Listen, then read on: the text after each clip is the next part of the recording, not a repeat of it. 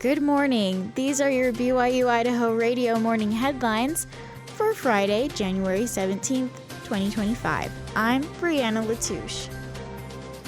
One topic expected to make a big splash during Wyoming's general legislative session is property taxes at many levels.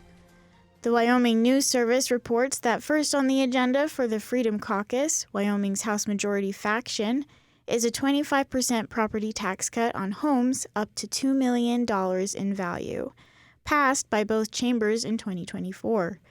Governor Mark Gordon vetoed it, calling the fix temporary and expensive, as the state would have to pay the backfill. Hank Hoversland, executive director of the Wyoming Taxpayers Association, said another piece at play is a state constitutional amendment voters passed in November. That provides the legislature a vehicle to make a separate class for property taxation purposes, that is residential real property, and then it also allows there to be a subclass for owner-occupied single-family residences.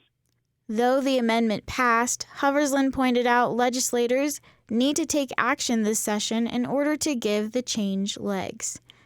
At the industry level, Wyoming law includes a property tax exemption for property used to eliminate, control, or prevent air, water, or land pollution.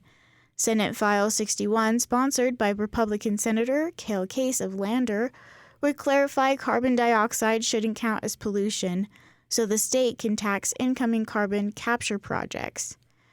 Hoversland stressed energy companies pay a large portion of taxes in the state. Just this past tax year, minerals paid about 46% of property taxes, while the all other category, including industrial, commercial, residential, and ag, paid 54% total.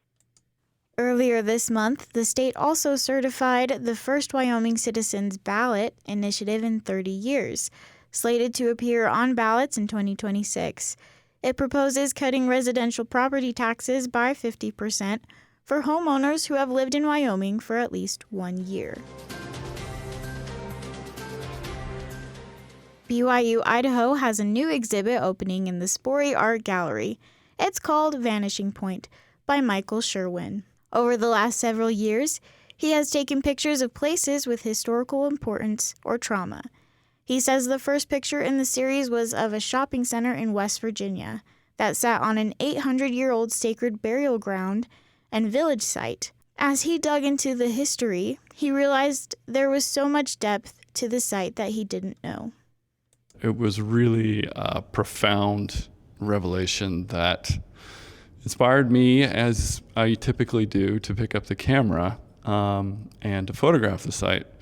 I had no intentions of building a project with this work, but one thing led to another, and I started uncovering a much deeper history, indigenous history of the area in which I was living, which was the Ohio River Valley area. As he researched and found more sites, he used his large format camera to capture images that helped the viewer reflect on the history, and his work expanded to West Virginia and eventually to the West. While he purposely traveled to many of the sites you see in the photographs, there are some, like a picture of a dead red fox on the side of the road, that became part of the project. There are certain places throughout the time I was working on this project that stopped me dead in my tracks. And sometimes that was a dead fox on the side of the road that spoke to me. And other times it's these, especially as the project moved west, it's these incredible geological formations that are just such a mark on the landscape. Sherwin says the exhibit has multiple dimensions to it.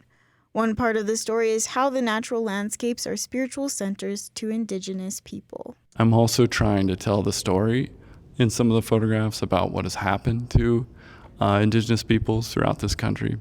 So there's a little bit of push and pull in the work like that I hope opens the work up to both beauty, but also sort of disgrace and some of the struggles that have happened throughout this country's history.